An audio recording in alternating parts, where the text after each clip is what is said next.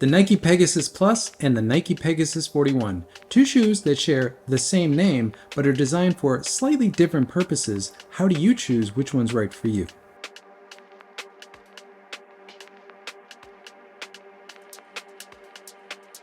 Before I jump in and start to explain the differences between these two shoes, we need to step back a little bit and understand why Nike has so many Pegasus out right now. And it all has to do with a restructuring that Nike is going through of their running line. Now, I made a video that went into all of the details about this a few months back. I'll put a link in the description if you're interested in the entire story. But what's relevant here is that for Nike's training shoes, they're going back to three core silhouettes. They're going to the Structure, the Pegasus, and the Vomero, and that's going to be their structured cushioning option, their responsive cushioning option, and their plush cushioning option. Now, in each of these three silhouettes, they're going to have three levels or three tiers. They're going to have a standard tier, which is for everyone, and that will be a base price. They'll have a plus tier, which I think is for performance, and that will be a price that's probably $30 to $40 USD more than the standard. And then there'll be a premium level, which will be more for technology or innovation, the shoe that grabs the headlines, and that will be another $30 or $40 on top of the plus. Now, Nike's doing this because they're saying they want to make pricing much more clear for their consumers. I don't know if this is going to make things more clear, but at least it'll be consistent across those three silhouettes. But I think more importantly, why Nike's doing this is they're trying to give themselves room to keep certain shoes basically the way they are. For example, the Pegasus line, I think, is a good example of this. The Peg 41 is a very good update, and the peg just needs to stay the peg. They don't need to change the peg. People, like myself, love the Pegasus because it is the Pegasus, and we don't want to see it change drastically. But Nike does want to develop and innovate in the Pegasus lineup, which is why they're creating these other tiers. So now that we've seen the other two tiers from Nike and the Pegasus lineup in the Plus and the Premium, I think it's very clear because the Plus is now their performance trainer and the Premium will be their sort of technology innovation shoe, the one that grabs the headlines. And I think that's going to be really important. So this gives Nike the ability to keep certain shoes the same, but at the same time, develop the lineup and, target specific needs for runners. So with that out of the way, that sort of at a high level explains the difference between these two shoes. The Pegasus 41 is Nike's everybody trainer. This is that all-around daily trainer that can really do anything. The Pegasus Plus is Nike's performance trainer. It still is an all-around shoe. It can do everything the Peg 41 does, but it's a little bit more performance-oriented in weight, fit, and the materials that are in the shoe. The best way to see this is to jump into the specs. So quickly going over the specs of the Pegasus Plus and the Pegasus 41, if you're looking at them side by side, you can see that the Pegasus Plus has a little less foam in it. It is much closer to the ground. And I know a lot of people found the Pegasus 41 too close to the ground, too low stack. Well, the Pegasus Plus is even more low stack. And from a drop standpoint, they both have a 10 mil drop, but the Pegasus Plus, because it is a full ZoomX midsole, which means you sink into this foam, the real feel of this shoe is 6 to 8 millimeters drop, not the full 10. Whereas in the Peg 41, since React X is a much denser, firmer cushioning system, the drop does feel more like 8 to 10. It does feel like a much higher drop in there. But that also makes sense because, again, the Pegasus 41 is designed for everybody, and the Pegasus Plus is much more performance oriented, so you would expect the shoes to differ a little bit here from stack height and drop.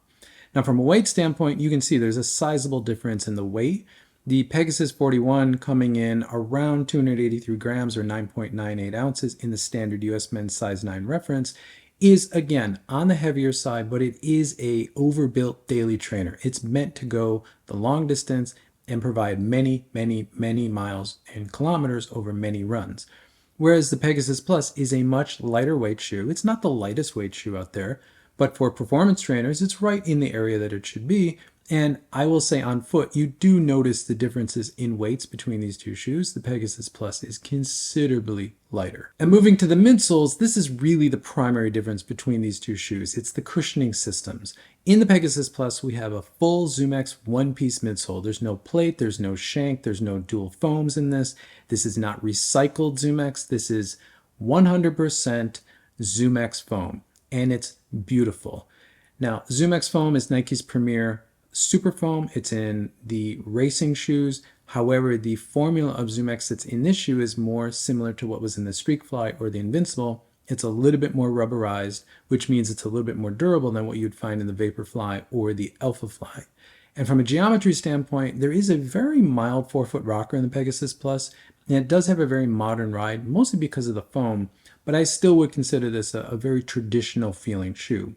And now in the Nike Pegasus 41, we have a full React X midsole, which is Nike's new version of React, different manufacturer. It's more airy, it's a little bit softer, a little bit more cushion, and we still have two Zoom Air units, one in the forefoot, one in the heel. And overall, it's a very traditional geometry and ride. It's about as traditional of a daily trainer as you can possibly find in 2024, which is why it's so good and so many of us love this shoe. Now, from how they ride, and I'll get into this a bit more in the video, I would say the Pegasus Plus is very resilient. It is ZoomX, you sync, and there's a significant energy return, when you're unweighting the foot. The shoe is very, very fun to run in, and it's a lot of energy return, just like what you would expect from ZoomX. Whereas the Pegasus 41 is much more of a cushion ride. It's a denser foam. You're not getting as much sink, and you're not getting as much energy return, which makes it better for just all-around running. Looking at the contact patch of both these shoes, this is where we can really begin to see differences in these shoes. Both of these shoes are actually fairly wide. They're not that far apart as far as width, but where they are the widest does differ drastically, and the red lines signify where I'm measuring these shoes at their widest or most narrow points. So you can see in the forefoot, with the Pegasus Plus being 11.6 centimeters and the Pegasus 41 being 11.2, that the widest point is much further back. It's actually behind the ball of the foot, whereas on the Pegasus 41, it's right on the ball of the foot. For me as a forefoot striker, what that differs and means for these two shoes is that the Pegasus 41 really puts me up on my toes, really makes me have a clean forefoot strike, which is great, especially in a training context, where the Pegasus Plus actually wants me to run a little bit flatter, but by doing that, I'm actually engaging a lot more of the ZoomX foam that's in this shoe, and it's actually giving me a bit more energy return because I'm engaging more of the foam. I think it works really well. There's some really clever engineering between the differences here. The waist of these two shoes are very similar, and the heels are actually very similar, though I will say that the Pegasus 41 does feel a little bit wider and a little bit more stable in the heel than the Pegasus Plus. And looking at the outsoles and rubber coverage of both these shoes, again, they're both meant to be trainers, which to me means they need to have full rubber coverage because I want to be able to take these shoes anywhere. I'm going to say flat out the Pegasus 41 has the much better outsole. I think the design of it, the rubber coverage, everything about this outsole is better. In fact, I think the Pegasus 41 outsole is probably one of the best Pegasus outsoles since maybe the Peg 35, 36, and it's one of the best outsoles on any daily trainer from any brand. The Pegasus Plus outsole does a good job. I'm not having any issues running in it. I just think it could be better. I think there could be more coverage. I think that big open area in the midfoot is sort of a lost opportunity. I think they could actually have less rubber on the heel. They could put a groove down the middle like the Pegasus 41, which would make heel striking in the Pegasus Plus a little less slappy than it is. It could be improved. Is it horrible? Does it work really well? Yeah, it works really well, and it's not horrible at all. And it's really the only place I can nitpick on the Pegasus Plus because everything else about the shoe is really good. I just think it's a bit of a missed opportunity from Nike to make a better outsole on the Pegasus Plus. Moving to the fit of these two shoes, there's a lot of similarities, but there are some key differences. Starting with the heel of these two shoes, you can see that the Achilles flare and the ankle collar are essentially the same between these two shoes. I actually think they're identical. The midfoot lockdown and the eyelet chain between these two shoes differs. The Pegasus 41 uses Nike's Arch Lock system, which is a band that starts from one side, wraps under the foot, goes to the other side. I think the midfoot lockdown in this shoe is a little bit better. The lockdown in the Peg Plus is very good. I just think it's a little bit better in the Peg 41. But in the forefoot, this is where we're running into the differences. And most of that comes down to the actual upper material. In the Peg 41, we have an engineered mesh or a woven material, which I think is actually really good. It's one of my favorite peg uppers in some time. It's very breathable, wraps around the foot. It's very nice. However, in the forefoot, a lot of people have said that the area and the volume in the toe area, especially right here, is rather low, and a lot of people are getting rubbing of their big toe on this shoe, and they're not liking how that feels. Now, in the Peg Plus, we actually have a Flyknit upper. Nike actually labels it Flyknit on this shoe, and it feels like Flyknit of maybe 10 years ago, which means it's a very sock-like fit. So the volume in the toe box on this shoe is much higher. That material pushing down on the toe is not present in the Peg Plus. So if you tried on the Peg 41 but you didn't like how the toe area felt, it's very different in this shoe. Now, looking at the width of these two shoes, I actually think they're built on the same last, meaning the width in the forefoot is the same in these shoes. However, there are some differences. Because of the Flyknit material in the Pegasus Plus, being more sock-like, being more conforming to the foot, this shoe is going to accommodate a slightly wider foot just because the upper material is going to wrap around the foot much more. Plus, there is a slightly wider platform in the midsole of this shoe, so you're not going to spill over the midsole in the Peg Plus. Whereas in the Peg 41, you still have a somewhat generous fit, but I think for a true wide-footed person, since the Peg 41 will eventually come in a wide version, I think you probably want to go for the wide version. But in either one of these shoes, I will say that you can actually probably make a mildly wide fit work pretty well, especially if you go up maybe half a size in both. And lastly, the other real big difference between the fit in these two shoes has to do with how much more pointy the forefoot is in the Pegasus Plus, which means if you have Morton's toe, this shoe is probably going to fit you a lot better. The Peg 41's forefoot area is a little bit more squared off, where, as you can see in the Peg Plus, it's much more pointy. And what that actually means is that your second toe is right here in the middle of this racing stripe, basically at the longest point of the shoe. So it's probably going to be much more comfortable for people with Morton's toe. And I'm going to say that overall, the Peg Plus is probably a few millimeters longer than the Peg 41. But overall, those are the differences in fit between these two shoes. Now, technically, these are both trainers. However, I do think there is a big difference, and I've talked about this already in this video. To me, the Peg 41 is your all-around daily trainer, and the Peg Plus is now your performance trainer, especially a non-plated performance trainer from Nike. And I think these two shoes complement each other really well. I think the best way to illustrate the differences between these two shoes is to look at my performance matrix. This is a matrix that I use in a lot of my comparison videos. And starting with the Peg 41, I think the real sweet spot and range of this shoe is in this area. And again, the orange or red area of this line really signifies where the shoe is probably happiest. And that's the Peg 41. It really is that sort of easy day into steady running all-around trainer.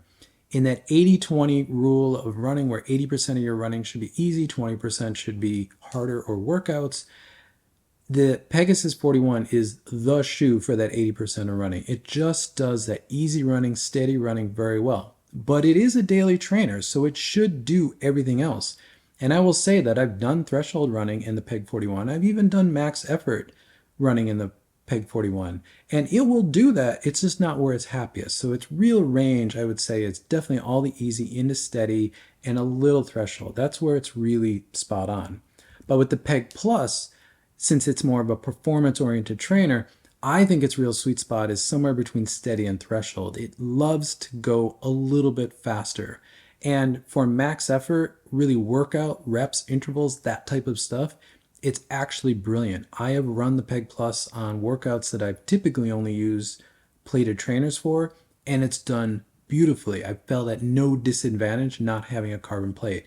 And a lot of that is the lighter weight and the ZoomX foam in the Peg Plus, which gives it that range.